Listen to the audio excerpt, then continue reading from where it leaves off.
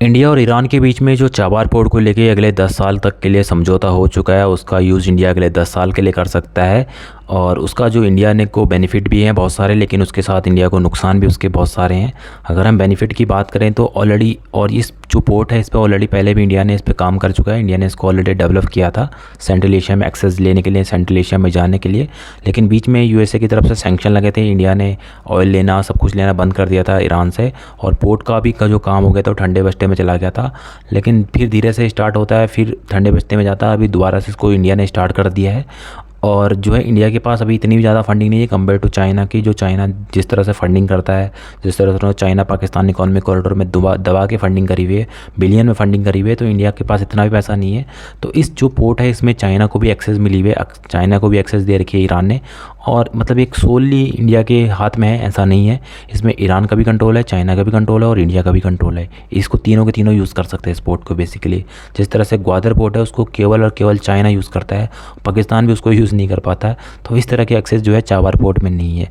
मतलब बेसिकली, लेकिन कहने का मतलब ये है कि अगर कल को ग्वादर पोर्ट का, जिस तरह से हम बोल रहे हैं कि काउंटर में ये चाबार पोर्ट होगा, अगर ग्वादर पोर्ट से अगर यूज़ अगर चाइना ने या पाकिस्तान ने इंडिया के अगेंस्ट में करना शुरू कर दिया, तो हम इस पोर्ट का, चाबार पोर्ट का उस तरह से यूज़ नहीं कर पाएंगे चाइना के अगेंस्ट में या ग्वादर पोर्ट को काउंटर करने के लिए।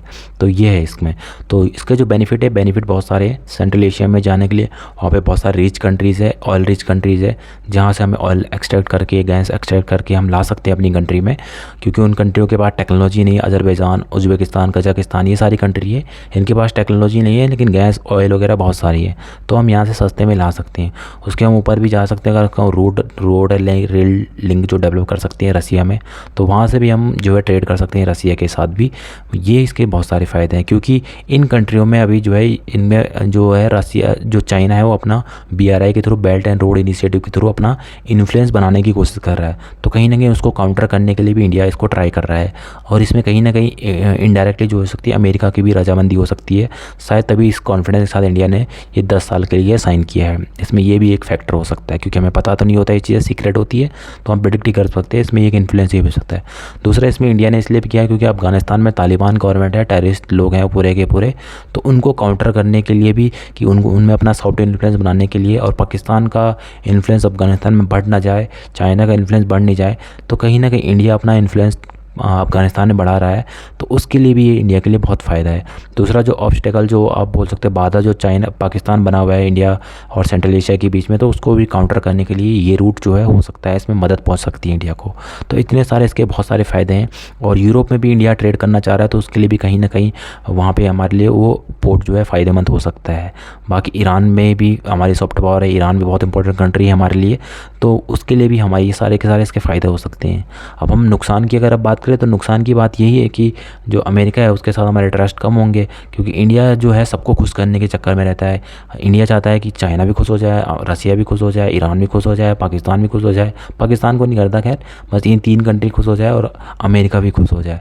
तो इन सबको खुश करने के चक्कर में इंडिया जो है किसी एक पर्टिकुलरली दोस्त नहीं बना पाता है। तो इंडिया का कोई भी दोस्त नहीं है, सारे के सारे को खुश करने के लिए लगा हुआ है।